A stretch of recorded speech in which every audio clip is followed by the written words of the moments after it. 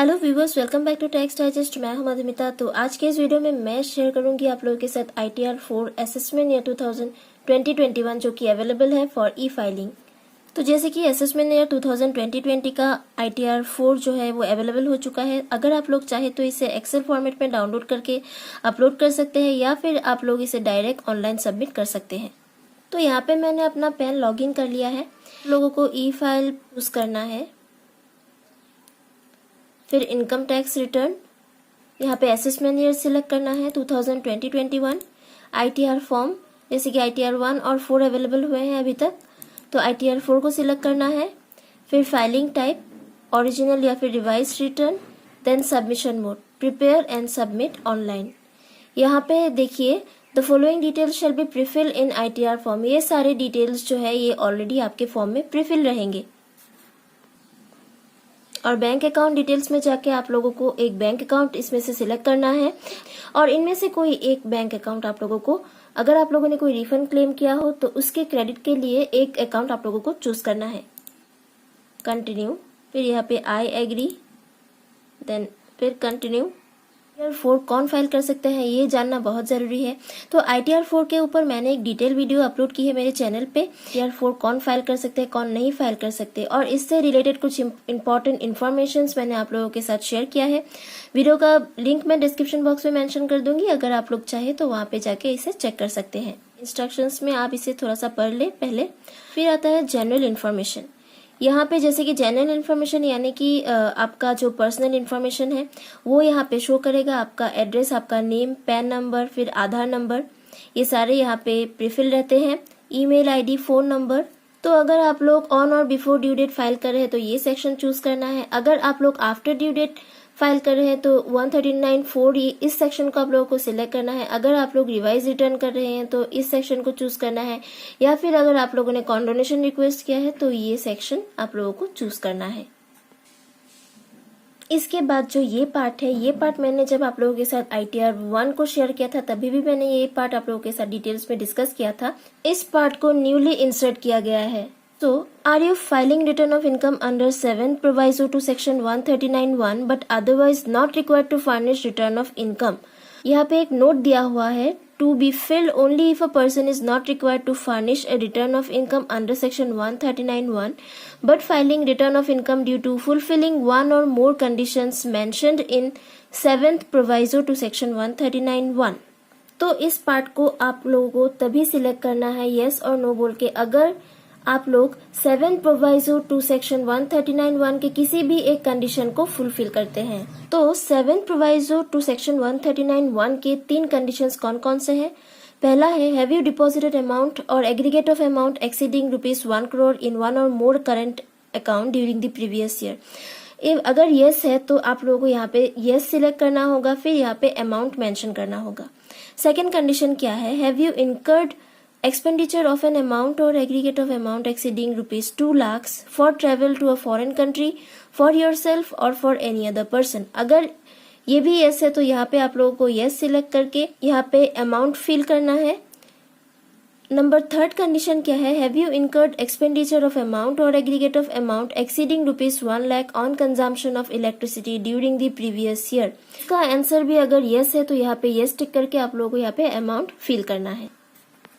तो अगर इन 3 कंडीशंस में से किसी भी एक कंडीशंस को आप लोग फुलफिल करते हैं तब यहाँ पे आप लोगों को यस क्लिक करना है, अदरवाइज आप लोगों को यहाँ पे नो क्लिक करना है। अगर आप लोग कोई रिवाइज या फिर डिफेक्टिव रिटर्न फाइल कर रहे हैं तो यहाँ पे आप लोगों को रिसीप्ट नंबर डालना है और date of filing of original return को यहाँ पे डालना है। और अगर किसी नोटिस के रिस्पॉन्स में आप फाइल कर रहे हैं तो यहाँ पे आप लोगों को यूनिक नंबर डालना है और नोटिस का जो डेट है वो यहाँ पे मेंशन करना है।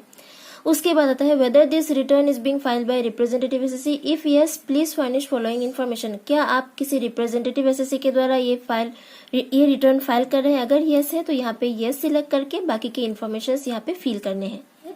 इनकम डिटेल्स, तो इनकम डिटेल में है income from business and profession का, अगर कोई इनकम फ्रॉम अदर सोर्स है तो यहाँ पे आप लोगों को वो डालना होगा। तो पार्ट सी है deductions and taxable total income का, पे एक नई चीज इंसर्ट की गई है, आप लोग देख सकते हैं। Whether you have made any investment deposit payments between 1st April 2020 to 30 June 2020 for the purpose of claiming any deduction under part B of chapter 6A। Yes or no. If yes please fill schedule DI यानी कि details of investment. तो यहाँ पे पूछा गया है कि क्या आप लोगों ने कोई इन्वेस्टमेंट, डिपॉजिट या फिर पेमेंट किया है बिटवीन 1 अप्रैल 2020 से, जैसे कि हमारा नया फाइनेंशियल ईयर स्टार्ट होता है, टू 30 जून 2020, जो कि एक पैंडेमिक सिचुएशन रहा है, जबकि लॉकडाउन चल रहा था, जिससे कि आप लोग कोई डिडक्शन क्लेम कर सके under part B of chapter 6A।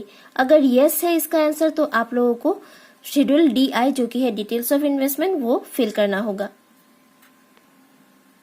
इसके बाद आता है BP, details of income from business और प्रोफेशन। तो यहाँ पे है computation of presumptive business income under section 44 AD। तो ITR 4 से रिलेटेड प्रिजम्पटिव बिजनेस इनकम का मैंने एक वीडियो ऑलरेडी अपलोड कर दिया है, तो आप लोग जाके डिस्क्रिप्शन बॉक्स में वीडियो को चेक कर सकते हैं, जिससे कि आप लोगों को प्रिजम्पटिव बिजनेस के बारे में जानने में हेल्प होगी। तो अगर आप लोगों का बिजनेस इनकम है तो यहाँ पे आप लोग नेम ऑफ बिजनेस मेंशन करना है, फिर यहाँ पे बिजनेस कोड्स दिए हुए हैं कि आप कौन से कोड में फॉल होंगे, वो यहाँ पे आप लोगों को चूज करना है बिजनेस कोड में, और यहाँ पे डिस्क्रिप्शन देना है। अगर एक से ज्यादा बिजनेस हो तब भी आप यहाँ पे ऐड बटन में क्लिक करके दूसरा बिजनेस का भी डिटेल्स यहाँ पे आप लोग मेंशन कर सकते हैं। तो अगर आप लोगों ने अपना ग्रॉस टर्नओवर और ग्रॉस रिसीप्ट को रिसीव किया है थ्रू किसी अकाउंट पे ही चेक या फिर अकाउंट पे ही बैंक ड्राफ्ट और बैंक इलेक्ट्रॉनिक क्लियरिंग सिस्टम, तो आप लोगों को यहाँ पे अपना ग्रॉस टर्नओवर इस पार्ट में मेंशन करना होगा, और इस टर्नओवर के ऊपर आप लोगों को प्रिजम्पटिव इनकम कैलकुलेट करना है एट द रेट ऑफ 6% और उस अमाउंट को मेंशन करना है यहाँ पे। तो अगर आपने अपना टर्नओवर कैश में रिसीव किया है तो एनी अदर मोड में वो अमाउंट यहाँ पे मेंशन करना होगा, और उसके ऊपर आपको 8% प्रिजम्पटिव इनकम कैलकुलेट करना होगा और उस अमाउंट को यहाँ पे मेंशन करना होगा। Computation of presumptive income from professions under section 44 ADA। जिनका प्रोफेशनल इनकम है उन्हें यहाँ पे अपना नेम ऑफ बिजनेस मेंशन करना है, फिर यहाँ पे बिजनेस कोड सिलेक्ट करना है, ग्रॉस रिसिप्ट में ग्रॉस रिसिप्ट का अमाउंट मेंशन करना है और उसके ऊपर 50% पकड़ के यहाँ पे प्रिजम्पटिव इनकम कैलकुलेट करना है। इसके बाद है computation of presumptive income from goods carriage under section 44A, यानी कि अगर कोई व्हीकल इनकम हो तो यहाँ पे name of business then business code select करके फिल करना है, जो रजिस्ट्रेशन नंबर होता है गुड कैरियज उसे यहाँ पे मेंशन करना है, वेदर ओन्ड लीज्ड और हायर्ड ऐसे सिलेक्ट करना है यहाँ पे, फिर टोनेज कैपेसिटी मेंशन करनी है, फिर यहाँ पे नंबर ऑफ मंथ्स मेंशन करना है for which goods carriage was owned leased hired by SSC।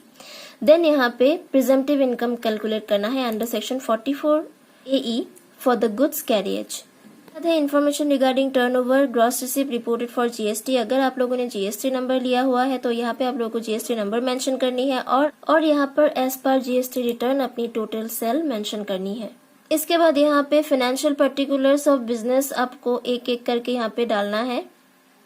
इसके बाद है टैक्स डिटेल्स, यहाँ पे TDS की सारे इन्फॉर्मेशन ऑटोफिल रहेंगे।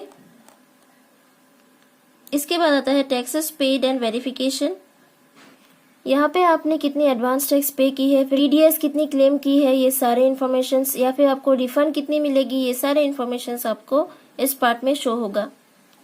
फिर लास्ट में है वेरिफिकेशन पार्ट, यहाँ पे आपका नाम फिर फादर्स नेम ये सारे यहाँ पे मेंशन रहेंगे। यहाँ पे आप लोगों को वेरिफिकेशन ऑप्शन चूज करना है कि आप लोग अपनी ITR कैसे वेरीफाई करवाना चाहते हैं, यह जो कि है डिटेल्स ऑफ इन्वेस्टमेंट, कि अगर आप लोगों ने 1 अप्रैल 2020 से लेके 30 जून 2020 तक कोई भी पेमेंट या फिर डिपॉजिट इन्वेस्टमेंट किया हो तो उसकी सारी डिटेल्स आप लोगों को मेंशन करनी है।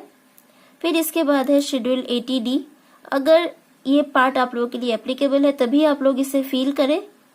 इसके बाद है सेक्शन 80G, यानी कि अगर आप लोगों ने कोई डोनेशन किया हो तो वो सारे डिटेल्स यहाँ पे आप लोगों को मेंशन करने होंगे, और एक एक पार्ट जब आप लोग फिल करेंगे तो उसे सेव ड्राफ्ट करते जाए, तभी आपका ये सारा जो पार्ट है वो सेव होता रहेगा।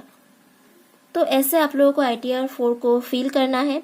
तो आज का वीडियो आप लोगों को कैसा लगा मुझे कमेंट सेक्शन में जरूर बताना। अगर वीडियो अच्छी लगी है तो एक लाइक दे देना और वीडियो को ज्यादा से ज्यादा शेयर करना, और मेरे चैनल को सब्सक्राइब करना मत भूलिएगा। Thank you.